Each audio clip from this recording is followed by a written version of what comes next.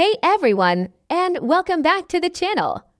Today, we're diving into a story that has been told for generations, a tale that has whispered warnings through the ages. It's the story of Little Red Riding Hood. Once upon a time, nestled in a cozy village beside a vast, green forest, lived a little country girl. She wasn't just any girl, many said she was the prettiest child they had ever laid eyes on. Her mother, of course, loved her with all her heart, but her grandmother absolutely adored her. This kind old woman, who lived a short walk away through the woods, had a special gift made for her granddaughter.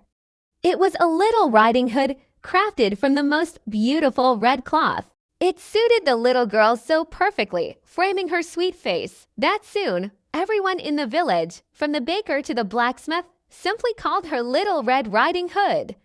One bright morning, the smell of freshly baked goods filled their little cottage. Little Red Riding Hood's mother had just pulled a batch of delicious cakes from the oven. She turned to her daughter and said, "My dear, I need you to do something for me. I've heard that your grandmother isn't feeling very well.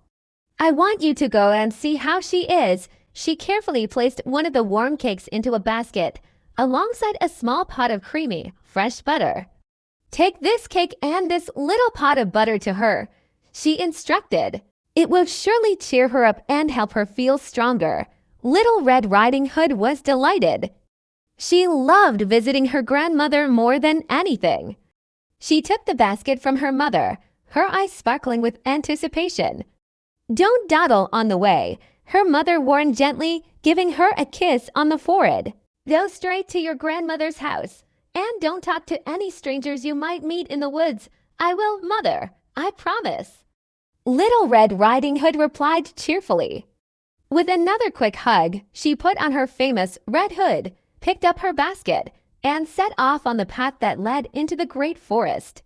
The sun dabbled through the leaves overhead, painting shifting patterns on the forest floor. Birds sang sweet melodies from the branches, and colorful butterflies danced in the air.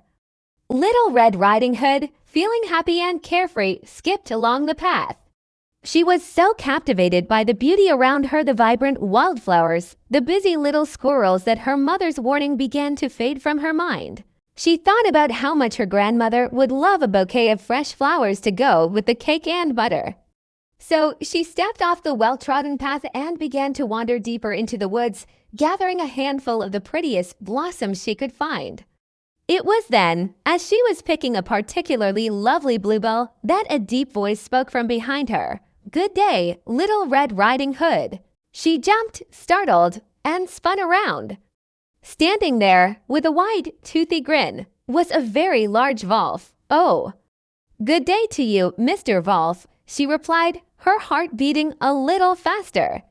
She had never seen a wolf up close before, and honestly, she didn't know that they could be dangerous creatures to talk to. "And where might you be going so early in the morning, with that heavy-looking basket?" the wolf asked, his eyes glinting as he eyed the delicious-smelling package. "I'm on my way to see my grandmother," she explained innocently.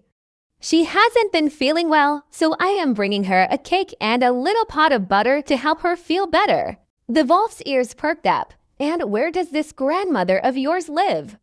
he inquired, trying to sound as friendly as possible. "Oh, it's just a little further down this path," she said, pointing with her flowers. "Her cottage is the first one you see after you pass the old mill. It's the one right under those 3 big oak trees." The wolf's smile grew even wider. He had a cunning idea. This was all working out perfectly. We'll find out what happens next in the next part of our story. Thanks for watching, and don't forget to subscribe so you don't miss it.